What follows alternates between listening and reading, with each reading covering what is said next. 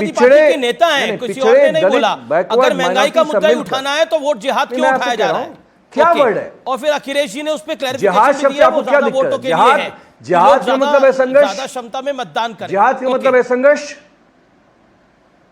देखिए, सबसे पहले तो जिस पार्टी ने अपने 7-8 प्रत्याशी बार बार बदले हो, जिस पार्टी को 5 परिवार के सदस्यों को 5 पारिवारिक परंपरागत सीटों पर उतारना पड़े, और जिस पार्टी ने जिस प्रकार का शासन किया है कि अब वोट जिहाद की बात करनी पड़ रही है, ना कि विकास के और विषयों की, तो मुझे लगता है उस पार्टी को तो बोलने का अधिकार ही नहीं है। मैं केवल आगे अपनी बात करूं उससे पहले एक चीज़ बताना चाहता हूं, क्योंकि भारत के गर्व की बात है।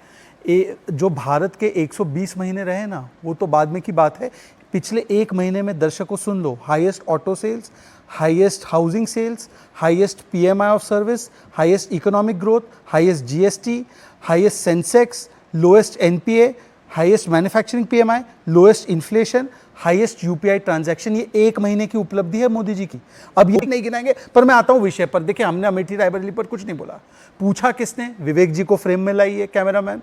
विवेक जी की पार्टी ने वायनाड से कि माताजी ने छोड़ी रायबरेली, दीदी बन चुकी है पहेली, भैया ने जो नहीं किया जीजा ने कर डाला, जाकर अमेठी पर रुमाल रख डाला, पर चाहे जीजा हो या साला, लगने वाला है दुकान को ताला, क्योंकि हर वोटर है मोदी का मत वाला। मैं देखिए विवेक जी, देखिए अमित जी आपसे तो बोल भी नहीं रहा, अमित जी आपसे तो बोल भी नहीं रहा, आप क्यों जवाब दे रहे?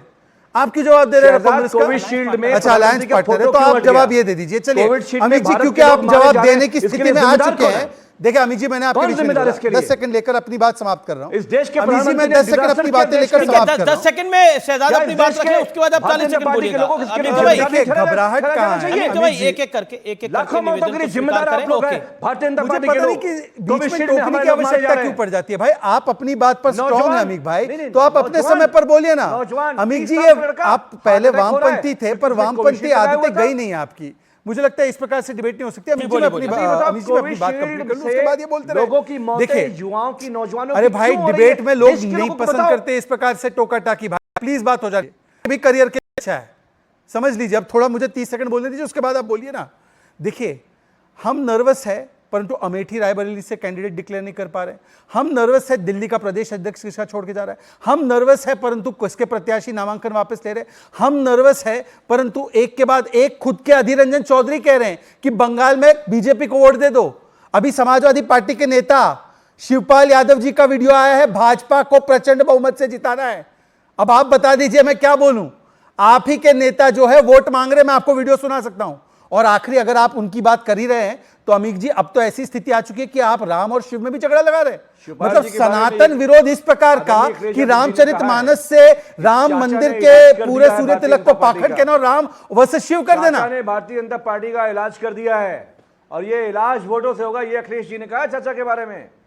चिंता मत करिए, आपका इलाज पूरे देश में इस वक्त जनता कर रही है। अमित जी, मैं केवल आपसे इतना पूछना चाह रहा हूं कि आज तो राम बनाम शिव भी कर दिया। मतलब सोचिए, हिंदुओं को एक तरफ बांटो और वोट जिहाद से मुसलमानों को एक करो। और अमित जी, आप तो समाजवादी पार्टी, ओबीसी पार्टी अपने आप को बोलते हैं ना। जो कांग्रेस ने किया धार्मिक आधार पर आरक्षण देना, और कर्नाटका से लेकर आंध्र तक मुसलमानों को ओबीसी के कोटे में से देना। अब देखिए, धर्म संकट है अमित जी आपके लिए, किसको पहले रखे, पार्टी के हित को या अपने हित को? मैं आपसे पूछना चाहता हूं कि क्या आंबेडकर जी ने सोचा था धर्म के आधार पर आरक्षण, और क्या उन्होंने ये कहा था ओबीसी एससी एसटी कोटे से काट कर मुस्लिम को दो? अमित जी, इस पर स्पष्ट तरीके से बोलिए, क्योंकि उन्होंने आंध्र में किया है, तेलंगाना में किया है, कर्नाटका में किया है। बोलिए, आप साथ में या खिलाफ?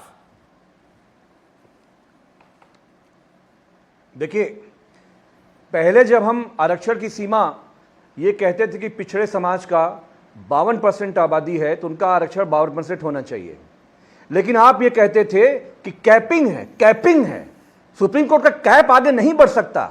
ये जो धर्म के आधार पर आर्थिक आरक्षण आपने दिया है, बाबा साहब अंबेडकर ये आरएसएस के लोगों को चिट्ठी में लिख के गए थे, आपको चिट्ठी में लिख के दिया था कि 10% धर्म के आधार पर आरक्षण करना। किसको? हमने, अखिलेश यादव जी ने तो एक नया रास्ता बताया। ये क्या बोल रहे हैं? नया रास्ता सुनिए, एक नया रास्ता अखिलेश जी ने बताया है। सरकार, जी झूठ का सहारा मत लीजिए। आप बताइए कौन से धर्म के आधार पर आरक्षण बीजेपी ने दिया? नहीं, एक सेकंड क्लैरिफाई कीजिए। नहीं, इस पर पॉइंट ऑफ ऑर्डर है, क्लैरिफाई कीजिए। ईडब्ल्यूएस कोटा को आप धर्म के आधार पर बोल रहे हैं। मतलब कि अमीक जमाई जी, आपको हो क्या चुका है जो गरीब समाज के लिए है और शुद्ध रूप से जिसमें कोई भी और धर्म, लिंग, जाति कोई एंगल नहीं है, वहां पर भी आप धर्म ढूंढ रहे हैं। अच्छा, और इसीलिए आपने ओबीसी एससी एसटी समाज का कोटा छीन कर मुसलमानों को दे दिया। आरक्षण की नहीं ले पा रहे। आरक्षण सामाजिक शैक्षणिक पिछड़ेपन के आधार पे दिया जाता है। भारत के संविधान में यही उसकी यही इमेजिनेशन है। आप कह रहे हैं वोट तो हम ये कह रहे हैं कि अखिलेश जी ने वोट जिहाद के लिए कैंडिडेट तो होना चाहिए ना। अमेठी और रायबरेली में कैंडिडेट नहीं है, तहसीन पूनावाला